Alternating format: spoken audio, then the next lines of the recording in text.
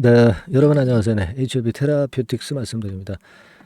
근데 주말 이제 장을 마무리가 됐는데 여러분도 잘 아시다시피 그 금요일 날 장 막판에 급작스럽게 이제 매수세가 갑자기 들어왔어요. 그죠? 네, 엄청나게 매수세가 들어왔습니다. 이게 이제 3분 차트입니다만은 그러면서 주가가 위쪽으로 좀 올라가는 그런 패턴을 보였습니다.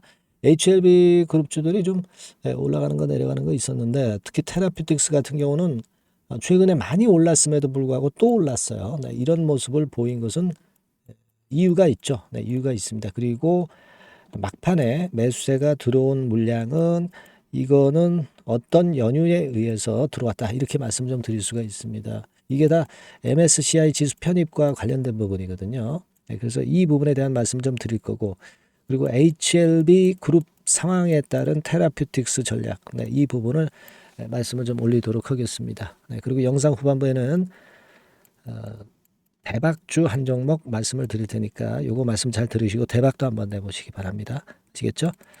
자, 그럼 테라퓨틱스 말씀을 드립니다. 근데 여러분, 그 창 막판에 이런 매수세가 들어온 것은 왜 그런지 궁금하기도 하고, 네, 이런 것들이 어떤 영향을 보일지 굉장히 궁금하지 않으세요? 그죠?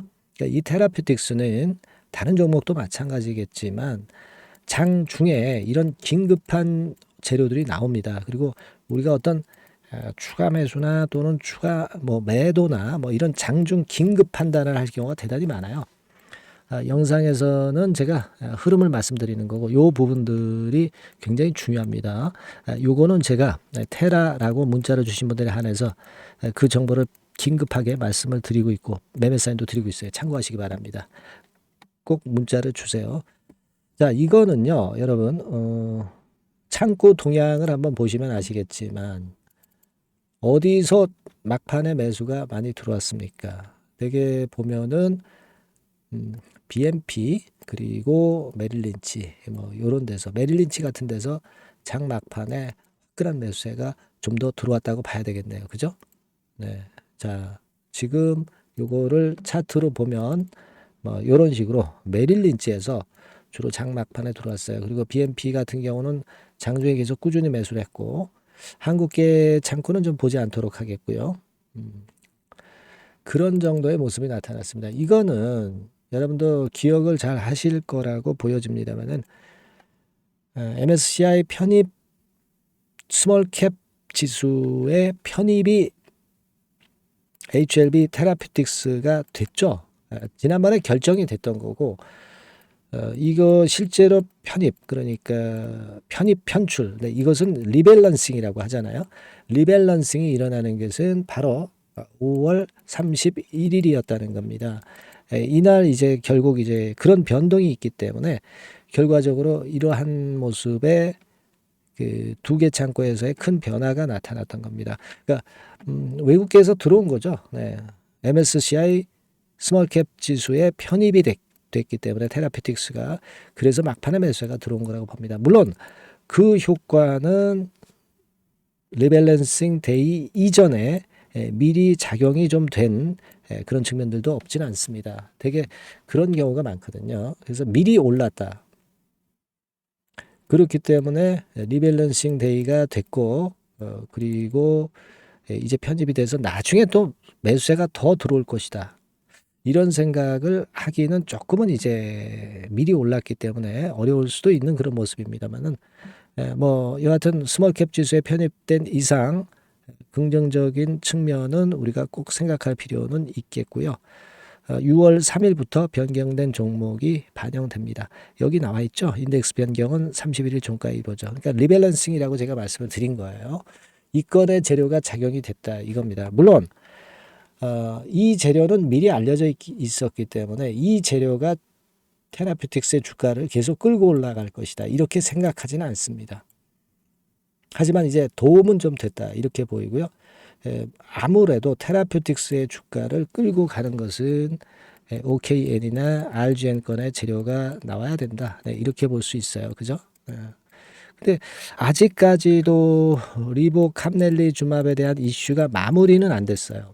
그죠? 물론 캄넬리주맙의 CRL 그리고 EIR, 네, 이런 부분들이 이제 주말에 나올 수도 있기 때문에 이 부분이 그쪽으로 관심을 더 가져가고 있는 그런 부분이고, 또 주말에 이런 건에 대한 재료가 나온다면은 다음 주 초반에도 리보 관련주들이 매기가 더 들락날락할 수 있는 그런 부분이기 때문에 아무래도 RGN이나 OKN 건의 모멘텀을 갖고 있는 테라퓨틱스는 매기가 아주 강하지 않을 수는 있어요. 하지만 주가가 쉽게 하락하지는 않습니다. 그죠? 네, 그건 우리가 잘 알고 있어요. 그런 상황이기 때문에 여하튼 우리가 HLB 그룹주, 특히 CRL이나 또는 EIR 상황을 좀 더 지켜보고 그 다음에 우리 테라퓨틱스 판단을 해야 되겠지만은 어쨌거나 밑에서부터 많이 올라온 상황이고 바로 관심이 지금 현재 아직은 이동이 안 돼 있기 때문에 여기서 막바로 크게 치고 나가기는 어려울 거예요.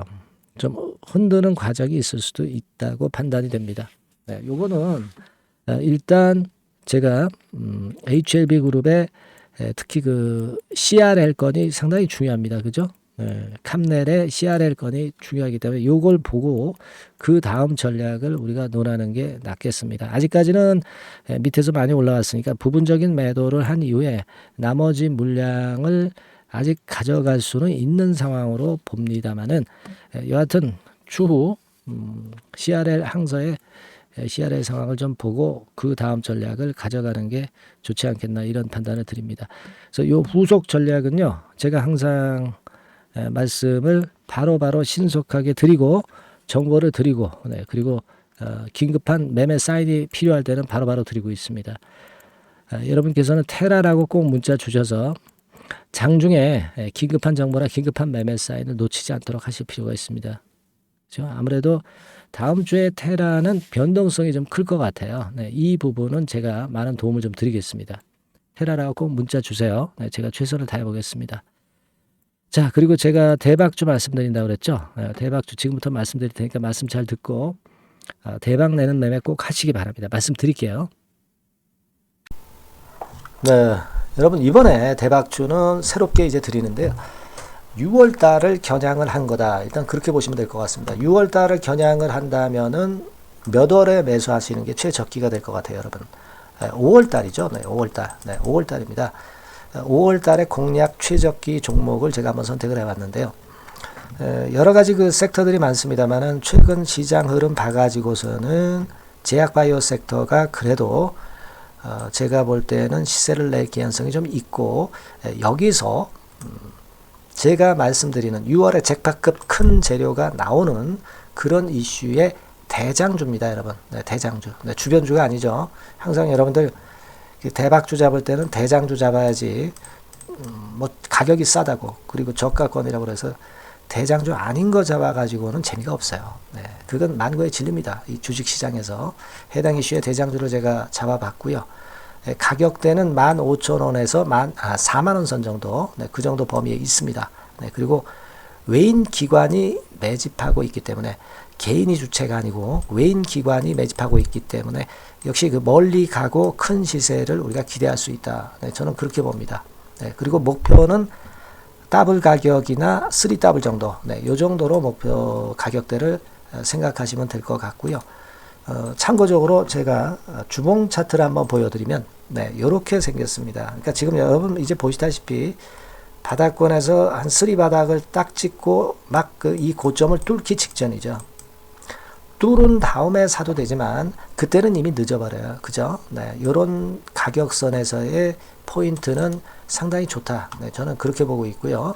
주봉 차트 잠깐 보여드렸고 이 종목은 한 4가지 정도의 치료제 계통의 모멘텀이 아주 큰 종목입니다. 네, 그래서 요거 먼저 이제 요건과 관련한 치료제 건과 관련해서 보면 전 세계적으로 한 630만 명 이 병에 걸린 사람을 말하는 겁니다. 국내에서는 10만 명 정도.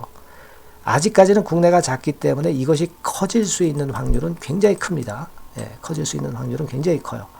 요것과 관련해서 이 병과 관련해서 임상 2상을 확보를 한 상태입니다. 네, 임상 2상이죠. 네, 그래서 요거는요, 사실 그 알츠하이머 병이라고 있죠. 네, 요것에 이어서 두 번째로 흔한 퇴행성 신경질환입니다. 50세 미만에서는 거의 발병하지는 않아요. 네. 그 유병률은 연령과 직접적인 상관관계가 있습니다. 노령 인구 비율이 지금 엄청나게 증가하고 있는 현 시점에서 2017년 이 치료제 시장이요. 42억 달러에서 2022년도에는 57억 달러로 무려 15억 정도 달러로 말씀드리는 거예요. 네, 이렇게 증가할 정도입니다. 이 건과 관련한 치료제를 갖고 있는 것이 지금 임상 이상에 돌입해 있는 것이 바로 이 종목이다. 이렇게 보시면 되겠고요. 그리고 두 번째 요 건과 관련한 치료제입니다. 사실 이 질환은 전 세계적으로 한 4억 2,500만 명이 걸려 있는 상태. 그리고 국내로 따지면 250만 명이에요. 대충 이제 짐작은 가시겠지만 환자 수는 점점 엄청나게 늘어나는 추세로 가고 환자 수 자체가 상당히 많다는 거. 그렇기 때문에 이 치료제 시장에서 모멘텀이 있는 종목이라고 한다면 상당히 강점이 있을 수가 있는 그런 부분이에요. 그래서 이 독점권을 주사침 관련해서 갖고 있어요. 네, 독점이라고 하면은 상당한 메리트가 있는 것으로 여러분들 보셔야 됩니다. 독점권, 독과점도 아니고 독점권이에요. 여러분, 네, 이 부분이 모멘텀이 상당히 강하다. 네, 이걸 좀 말씀을 드리고 싶고, 특허가 있는데 이게 2028년까지 특허로 보호받게 됩니다, 여러분. 이럴 정도로 이 시장권과 관련해서는 상당히 모멘텀이 있어요. 근데 여기서 주목할 것은 지금 현재 그 말씀을 드린 요거 있죠. 네, 이 질환에서요. 네, 여러분. 여기 나와 있듯이 라이센스 아웃을 지금 현재 논의 중인 상태인데 잭팟급 이 재료가 상반기에 터질 가능성이 상당히 많고 6월 달에 그 재료와 함께 6월 달에 또 큰 이벤트가 또 하나 있어요. 이 두 가지가 강력한 모멘텀이 되는 겁니다, 여러분. 물론 큰 거는 이거죠. 네, 이 건의 치료제와 관련해서 라이센스 아웃 건이 크다고 봐야 되겠고, 두 번째로 또 중요한 것은 이벤트가 큰 게 하나 있어요. 글로벌 이벤트가 하나 있습니다.